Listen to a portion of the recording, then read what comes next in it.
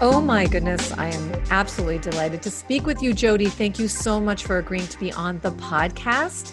And we were just doing a little pre-recording ramble, and the word perfectionist came out, and I thought, hello, let's talk about that. But as I mentioned in my introduction, I'm so amazed by your courage, how you show up in the world. I mean, even the fact that for me personally, this idea of you being a world champion bikini, champion, what is it? The two-time world bikini champion. Yeah. No, I have to tell you, this is so impressive to me because I'm someone who has, I think, maybe worn a bikini once in my entire life. Really? Yes. You've got a great figure. I don't know what it is, but I just don't ever wear bikinis ever. I'm a very modest person. I'm sure you look beautiful in your one piece. You do wear a bathing suit though. I do wear a bathing suit. Absolutely. I do live in Southern California and I like to swim. Yes. But it's so funny. I think there's just this fierceness in really owning your body and getting comfortable in your body. And even the fact that you're a finalist in the iconic, Sports Illustrated, swimsuit. Yeah, that was crazy. It's just crazy. So I want to hear from you about your journey with that. But I also think that this idea of perfectionism is something that so many people, especially women, can relate to. So let's talk about your, from when we launched this conversation today, this idea of your radio show, Fearlessly Authentic, and your daughter's telling you to not necessarily go live. Yes. What is that? Okay. Well, we do. We always have so much to talk about. I mean, yeah. So, when we first met, let's go back to last summer after Sports Illustrated happened and I made global news, and a mutual friend of ours had a women's talk, and you happened to be there in town, and we kind of saw each other from across the room and ran to each other like long lost lovers. And we immediately connected. I absolutely loved your energy. I loved everything about you. And, I have my bracelet on today and I wear it all the time. And so the radio show came from, and the podcast came from my youngest daughter really pushing me to try out for Sports Illustrated. And it had been about 9 years since I had became a 2-time world bikini champion. After I had done that, that was in 2009. So it was ironic that I was going back to Miami literally 10 years later after I'd won my first world bikini championship at the age of 48 and a half. So if we round it up to 49. That's my age. That's like unbelievable to me to think about. I never thought about my age. I just thought I'm doing what feels right to me because also talking about our bodies and being perfectionists, one of the things that I always knew that I could count on was my strong body. And that was something that working out my whole life was something I could always rely on, that brought me to that safe space, that brought me to that place where I was empowered mentally and physically. So after winning the 2 world shows, I was courageous enough at the age of 50, because soon afterwards, a year later, I turned 50 and I opened up my own fitness studio. And I knew that I was just going to crush it for the next 10 years, empowering women and helping them get over whatever it is that they needed to, whether it was to be the perfect wife or the perfect mom or the perfect sister or daughter, whatever it was, because we women do struggle with being perfect. And we know it's not about perfectionism, it's about progress, right? Yes. And I want to go, there's so much I want to talk to you about, but this idea of, because very quickly you're talking about your body, and it sounds like by exercising and by, really doing the I would call it like the heavy lifting. Yes. But really about fitness and wellness, how that relates to self-discovery or personal development. Is that an inherent part of your coaching at Jodi Fit?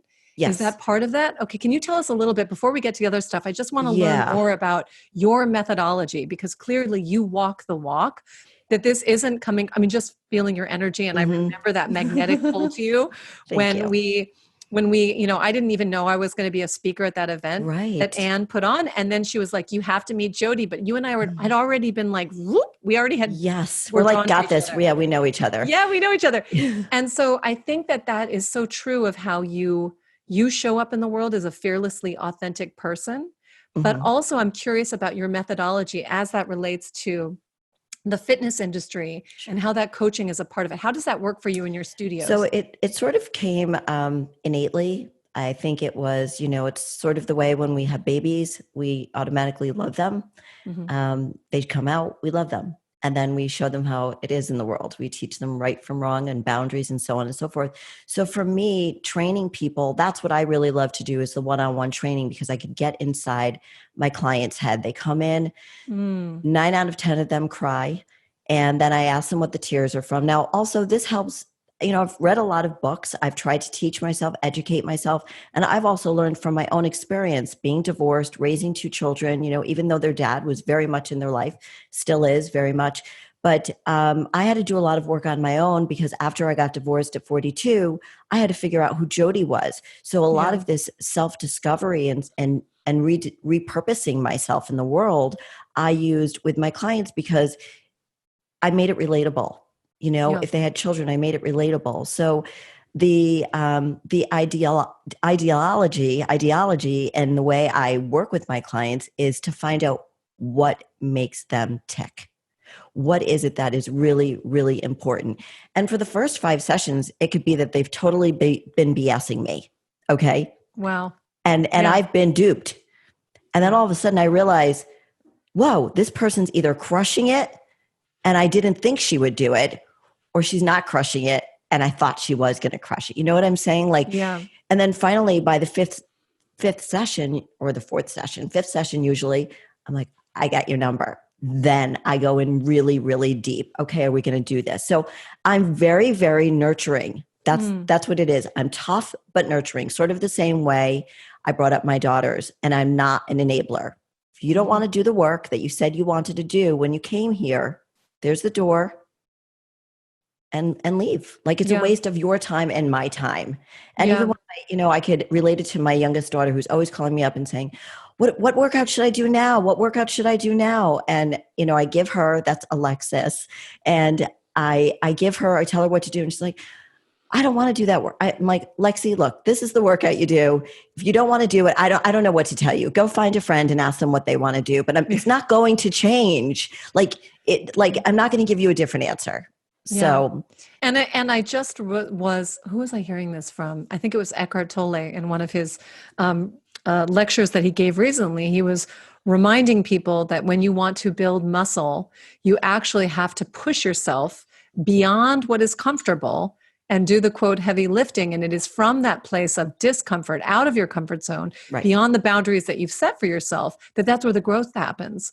That's what happened. And that's what happened with these women. It's the same thing. A lot of women feel uncomfortable. Well, not the women that come to me have felt uncomfortable about lifting weights and thinking they're going to get, look like men, or they've never done this before, or suddenly their heart rate starts getting, gets up and they're like, they get anxious because they're going outside of their comfort zone. And that's what we talk about in fitness. You can't succeed unless you fail.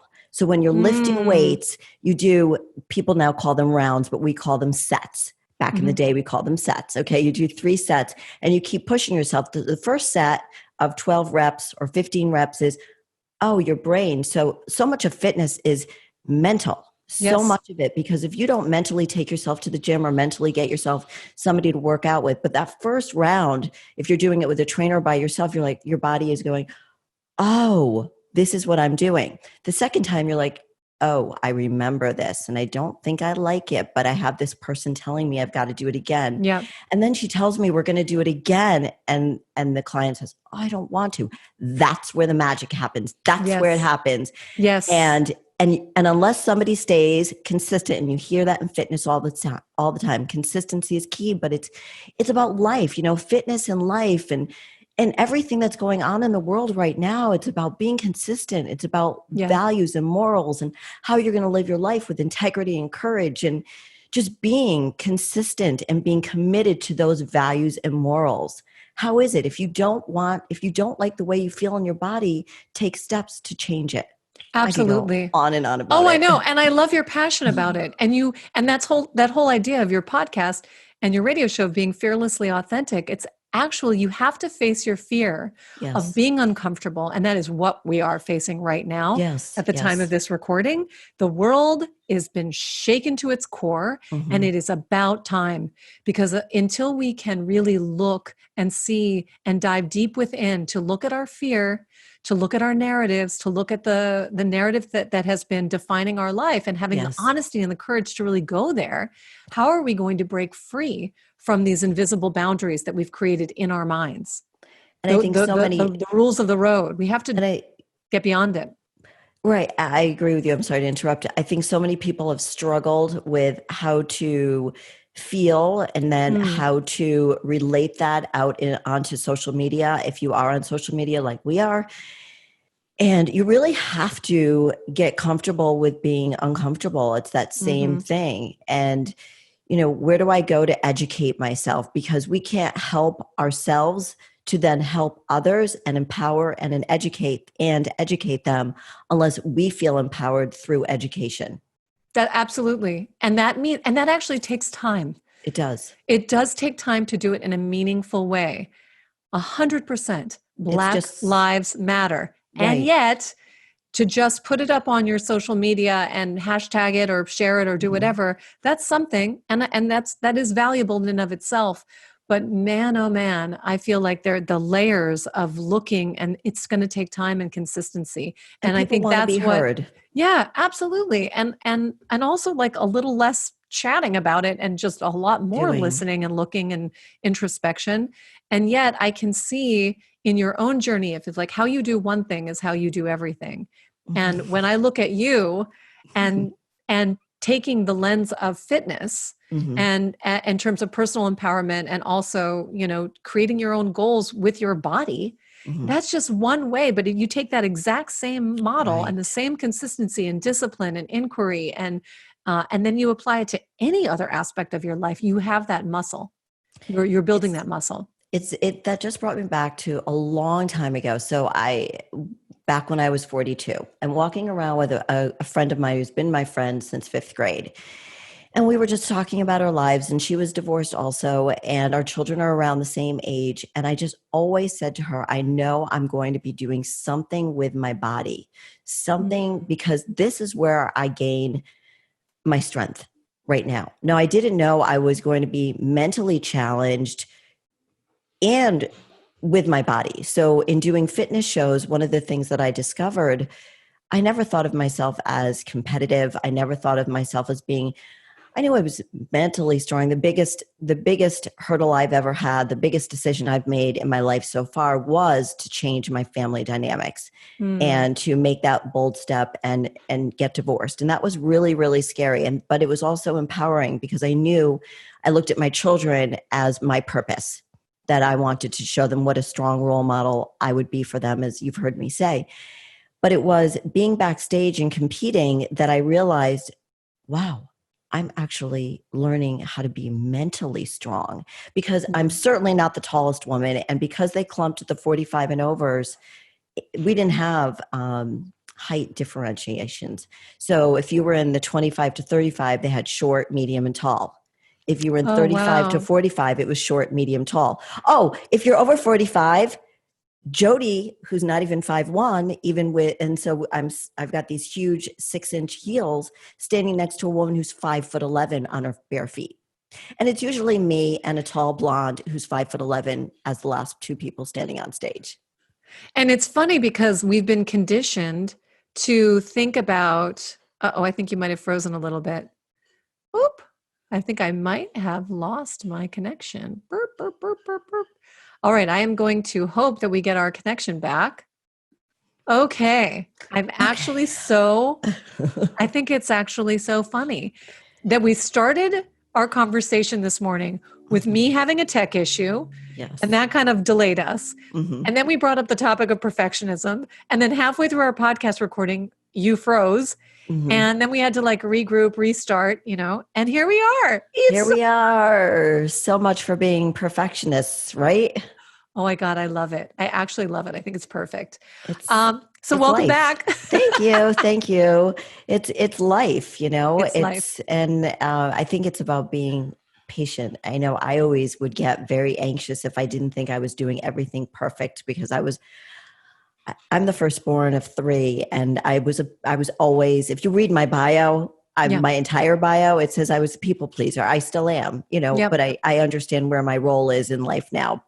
So, we both are like, oh, I got to get this. I got to get this, Yeah, and I got to get so, it right. I'm right. telling And I you. think getting that space, and that's why I was like, okay, maybe I'll go to the bathroom while you're trying to figure this out. And so thank you for giving me the time to reboot my computer and everything. This is the topic, Jodi, Yeah. right? Like this is actually Yeah, the topic it where you is. go, okay, we have good intentions, or we're committed to self-discovery, or we know we're here on the planet to help others.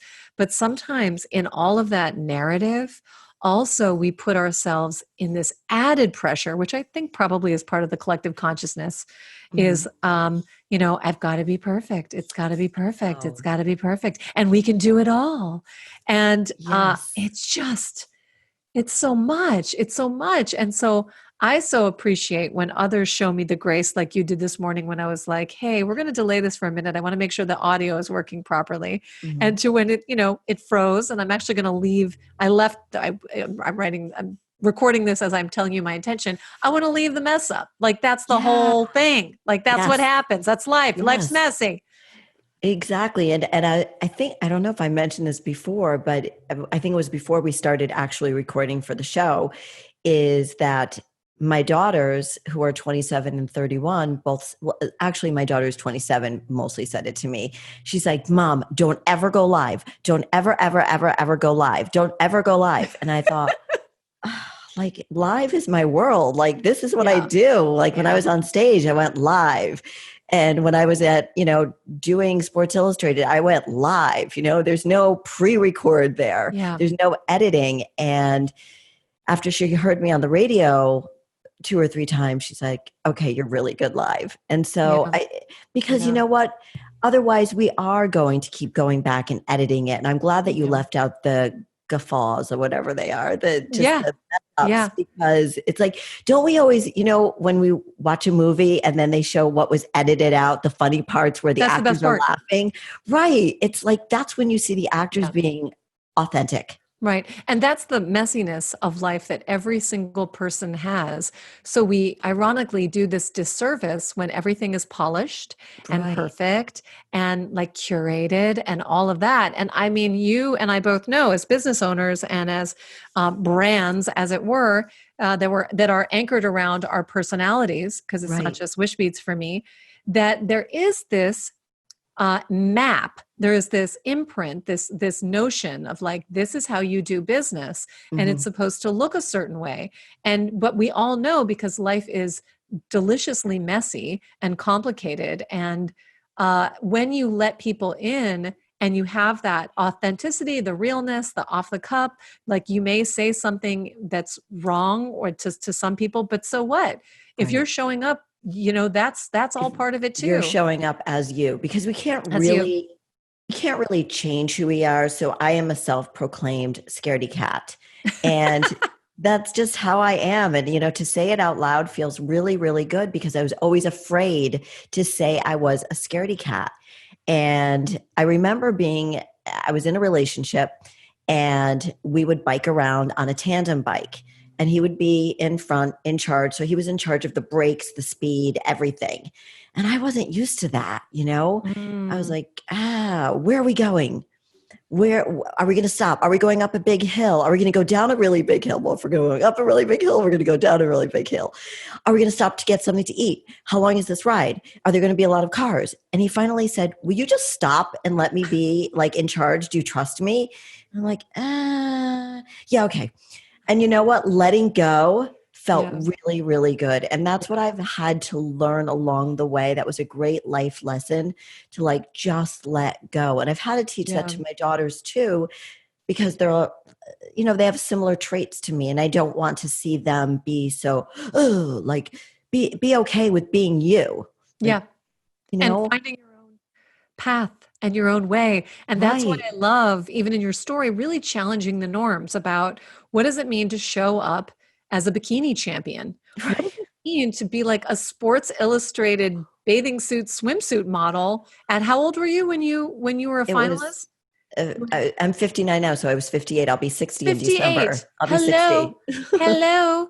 And I 58 and think a that half. when you expand, what is possible for the sake of exploring what's possible, Mhm. because I feel your energy. I know your energy. I don't want to put words in your mouth. My assumption is that it was not about the championship titles. It was not Right. about all of the recognition. It's about the challenge to say, how can I push myself to be this fearlessly authentic person for the Mhm. sake of doing it, as opposed to Exactly. the And of result. Am course, I right about that? yes, well, and of course, I didn't think of those words as being fearlessly authentic. And I was seeing a therapist, and she kept telling me that, Jodi, let fear be your friend. And I couldn't wrap my head around that. What do you mean? Mm. I was, it was my sister who would jump off the diving board and my dad would be in the water going, jump, Jodi, jump, jump. And I would be 7 years old, and Sharon was 5. And my dad would say, Jodi, jump. I've got you. I've got you. I'm like, really, Daddy? It was sort of like that bike ride, Yeah. really, Daddy, really, Daddy. So doing those things, getting on stage at 49 years old and starting to compete at 47 years old when most people start at 25. Again, I didn't think of my age. I just thought of it as I have a strong body and I am going to be the strongest version of me. I'm going to bring the strongest, only version I know of myself, because we only know who we are. We can't be somebody else. And I discovered that about myself too. And one of the things Yeah. I like to talk about is not comparing yourself to others. So there Mhm. might be people out on social media saying incredibly wonderful and intelligent things right now that I can't, and I'm grateful that they can, and I could Mhm. learn from them. So but what I knew I could do was bring my strongest body onto stage and be myself, and I was Right. fearlessly authentic because That's you're there, awesome. like There you are. yeah. And the same thing with Yeah. SI, and I did try to back out of it, and my daughter said to me, who are you? Like, put on your big girl panties and go there and And you show know up. show up. And I did, and I didn't Yeah. think anything about it. It's just it was where my heart wanted to go, and Yeah. I trusted myself. And that's, I think, a big part of taking that idea of being perfect, which when you're younger you want to be perfect all the time, or you want to please to be perfect, Mhm. and we can't. And I think the earlier we start to understand that we're not perfect, that we love ourselves, as my dad would say, warts and all. My dad must be around me right now. This is very strange. Aw. Must feel him a lot today. And you know why? Because it's on 6/13 will be his 10 year. He's been gone for 10 years. I think that's why. Aw. So, Mm. and he died on my daughter's 21st birthday. So it was like a double whammy. And so he always said to me, Jodi, you know what? Just accept yourself, warts and all. That's what it's Mhm. all about, warts Mhm. and all. It's those imperfections. Mhm. Well, and I also think our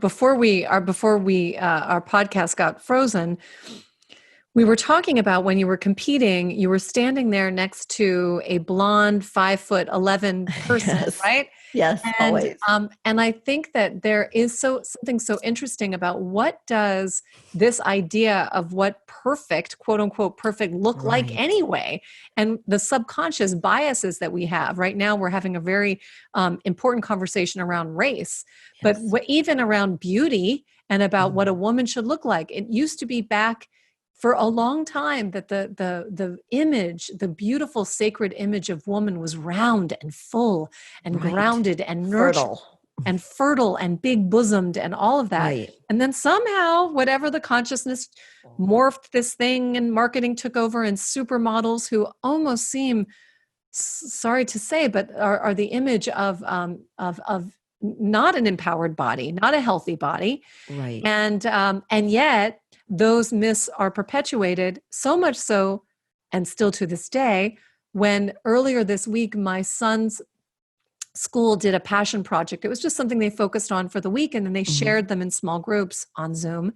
And there was a 13-year-old girl who was talking about body image, and she polled all of the girls in her class, and overwhelmingly there was feedback that I can't remember what the statistics were, but it was well over half. I want to say closer to 70 or 80% having issues around body image. 13. The shame that they have at 13 about their bodies. And I said, my God, the work has to begin so young, where we change this imprint, this idea of what perfect is, even when we're just talking about the lens of your body, be it your skin color, your shape, your whatever. And so this is important for the transformational work of people, no matter what their age is. But my goodness, in terms of education, we have a lot of work to do. I agree with you. And we go back to morals and values. They start at home. And if you don't have that safe place at home, hopefully you have a mentor or a coach or somebody, in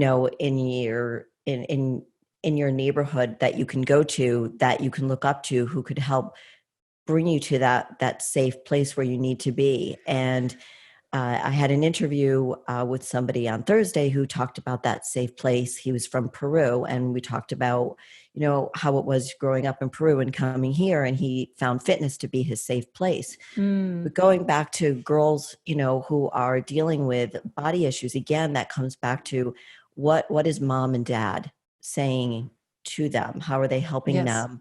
And I think the communication has to start early about that. I think whether or not a child brings it up, if you as a parent see that your child isn't eating, or that their clothes are falling off of you, you have to pay attention. And hopefully those parents are around to notice those things and can start bringing up, eating healthy. So that all starts in home. How do we approach food so it's not something that we're scared of? Yeah. Because in so many ways, the food thing intimidates so many people. And a lot of clients I train, women in their 60s and 70s say, well, I don't want to talk about food. Okay, we won't. So in my personal life, I have a morbidly obese sister, and obesity runs on my mom's side of the family. And my mom is also. And my youngest daughter, when she was around 11 or 12 years old, she started noticing that she looked a little different than the other girls. And she had a little belly, as a little 11, 10-year-olds do sometimes. And she said, Mom, and my other daughter's always been very, very thin, just genetically very thin.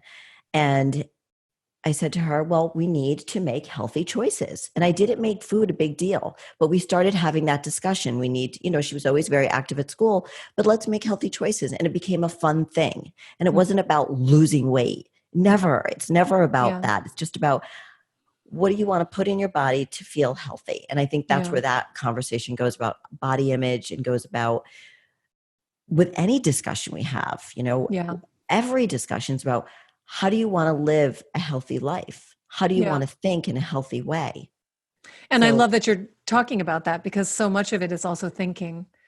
And the way that we dialogue with ourselves about our bodies, and dialogue with ourselves about our food choices, dialogue with ourselves about just watching what is our own impressions of what is empowering. I want to say that's not just what is beautiful. It's so much more than beautiful, but what feels right. And I think there's such a tiny little moment of giving that self-love, and acknowledgement when we look in the mirror. I think there's just this training that we think that it's normal to look in the mirror and say something negative to that reflection of yourself. And I believe that a lot of the healing can just start with that tiny little shift right there. Right. Just acknowledging, I love myself today. I wake up and I love myself today. And I'm very close to my daughter, so I bring them up a lot. But I do this with my clients too. Keep a journal. Keep a journal. I give them different ways to start their journal. I was just talking to somebody this week, and she said she starts journaling every day by saying, if I'm going to be completely honest with myself, ... And then she writes down what it is that she's being completely honest with. She might say, I don't care about what I'm eating today. Somebody might say that, or I don't feel like working out today, or, I'm going to try putting on a bikini today, because we were talking about swimsuits earlier. Yeah.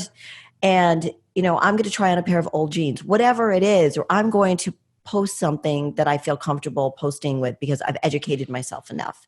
Yeah. And I think journaling really helps when you put pen to paper You know, some people can put it on their computers or their phones, but I think old school pen to paper, even for the millennials out there and younger kids, it's very cathartic to write down those things.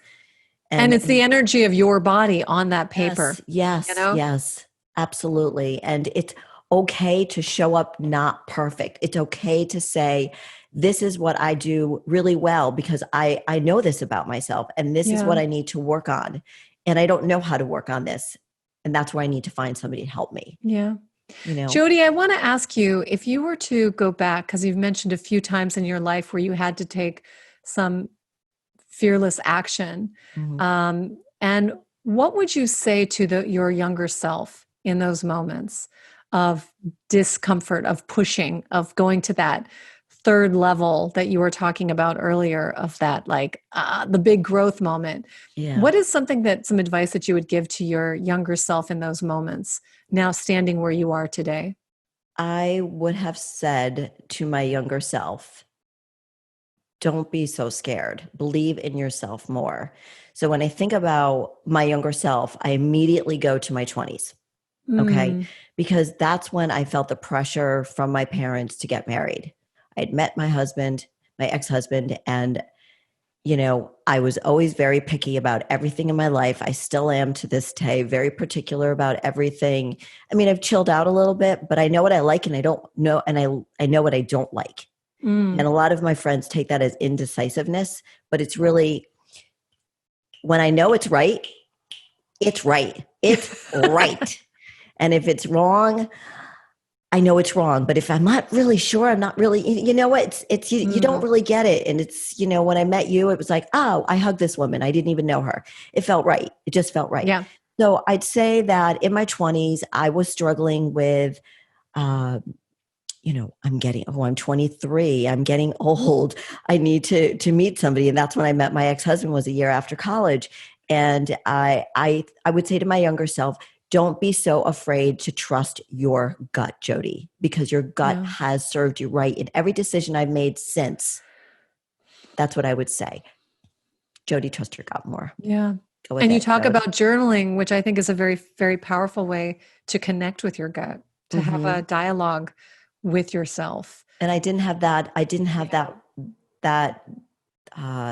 self discipline yet. I didn't have that understanding of myself. I hadn't looked deeply enough into myself. But I do know that, you know, when I think about where I went to a women's college, and I know when I look back now, I say to myself, why did I go to a women's college? Why? And it wasn't, you know, every year I thought about transferring, but I know I put myself subconsciously, I did not know why. And all of my friends said, why are you going to a women's college? And it was in Boston, Simmons College.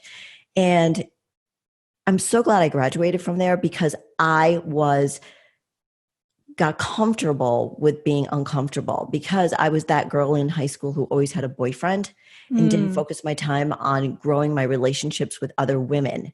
Oh, and I found myself flourishing as they made me a better version of myself. I knew I had to amp up my game to have an intellectual and a great relationship with a girlfriend. And, wow, that is amazing. Yeah. And I realized after that women are my tribe. Yeah. Like, these are my girlfriends. And, you know, and everything I've done since then has been female oriented, as, you know, fitness shows and opening up a studio for women. And now really the podcast is related, and the radio show is about empowering and educating everyone, but it is more focused towards women. Yeah. Yeah. No, it's beautiful. And I think that I can also see and appreciate and acknowledge the kindred nature of being a lifelong learner and understanding that age is completely an illusion in terms of an invisible boundary that we put on ourselves. I should do this by then. I should, you know, women your age, my age, don't do fill in the blank. Right. And I think that busting that open, actually going beyond, pushing beyond the perceptions that we have of I am this and I am not that, gives yourself the breadth and the space for self-discovery. And it never ends. Like, it never ends. I hope, and I say this all the time, I hope that until the day I die, I'm learning something. The day I die, that I've just learned something. Yeah. You And know, do things that are different, and show your model that for your kids. Like, I'm going to yes, have a radio show and I'm going to be speaking live. live. And who knows what's going to come out of my pie hole, but we're going to do Yes, it. exactly. And they're always asking me for direction, my daughters, Mom, when should I do this? Oh, When should I do that? And I say, whenever it feels right. I did tell yeah. them, though, that they're not allowed to get married until they were 30 Ah, because okay. of because of my younger self in my Yeah. 20s. And not Yeah. that I regretted and marrying their father, but if I had to do it over again, I can't even think of it because I had two beautiful children. I can't even think about it. But that's what I would tell my younger self, which is what I told you, Yeah. that I would try to be less scared of what's out there in the world, to Yeah. discover, to be more adventurous. And the truth is you have to fail. You have to screw up because Right. if you don't screw up, you're not learning anything. Right. Sometimes you have to fall right on your face so that you can rebuild into a better version, or you can't always, and I'm saying this to you because I'm saying to myself, the walking and the with the openness to be appreciative of all the experiences. Hmm. And that means saying the wrong thing, doing the wrong thing, wrong in the sense that there's some kind of ramification for it, because you can't really even judge what's wrong and what's right. Right. But I have grown because I've been challenged. And I also think that in this world that we want immediate gratification, we just want things, we want metrics that return ROI. Right. We want it like Right. right away, whether it's I the want to know. applause or the data or the whatever, and the stepping back to say, whoa, things take time. And my Right. friend Kim she works in water conservation. And she's like, Alexa, I think in decades. I don't think Wow. in 6 months, or I launch this thing and what are the metrics, what are the Hmm. data? There is a place for looking at on the micro level, but she is always looking at 10 years. And I thought, wow, that is so liberating. It So is that it's so liberating. liberating Yes. because, we're here and it's not a race and I things take time. Yeah, they do. And, when I opened up my studio at 50, I looked at it at a 10-year increment. I thought, Yeah. okay, I mean, let's be real. I turned 50. I'm halfway, I'm going to live until at least I'm 100. So I'm like, okay, I'm halfway through my life. Yeah. And, Yeah. I'm going to be around to haunt my daughters for a long time. And I'm going to crush it for 10 years. And then I don't know what's going to happen. And Yeah. I've grown. There's been so much growth in the last 10 years. Yeah. And things that have happened to me that I would have never expected. And to now have this opportunity that I had from the summer to realize that there were so many women that needed to hear more voices like mine, like yours, Yeah. that I needed to speak up more and just not stay in my studio speaking to those women there, that my Yeah. message was bigger. And that was, that's when I think in 10-year increments, just Yeah. big. For Big. me, Yeah. I could just go 10 years. So I Yeah. think, where do I Yeah. want to be when I'm 70? Yeah. Well, thank you, Jodi. I please let people know how they can find your radio show, and they can find your work online and connect with you, follow you. Of course, all of these links will be available in the podcast notes, but would you mind just letting people know where they can be in touch with you? Sure. They could find me on Facebook at Jodi Harrison Bauer, on Instagram at Jodi Harrison Bauer, at Jodi Fit. So I have two Instagram accounts, and jodifit.com is my website for my studio at this point. And yeah, all those, I look at my messages all the time. So please, if you have any questions about fitness or whatever we've talked about, please reach out to me. I'd love to talk to you. Amazing. And where can we find your radio show? Oh, on Voice America. It's called Fearlessly Authentic with Jodi Harrison Bauer, and it's on the Empowerment Channel. Yay. So yay, I know. I love that, Jodi. What Thank a you. pleasure to know you. I am just so Feel the same way, honored Alexa. and love watching your path and being inspired by your message, your words, and our friendship. And I thank you for Okay. sharing, your fearlessly authentic self with our audience. My pleasure. It's just been great, and such a great living example of hey, perfectionism, whoop, let's throw it out the window. Keep Get out going. of here. I know. Absolutely. You're so sweet. Thank you so much for asking me to be on your show. I really appreciate it. Oh, it's great to be in your orbit, my friend. Thank you. Yours as well.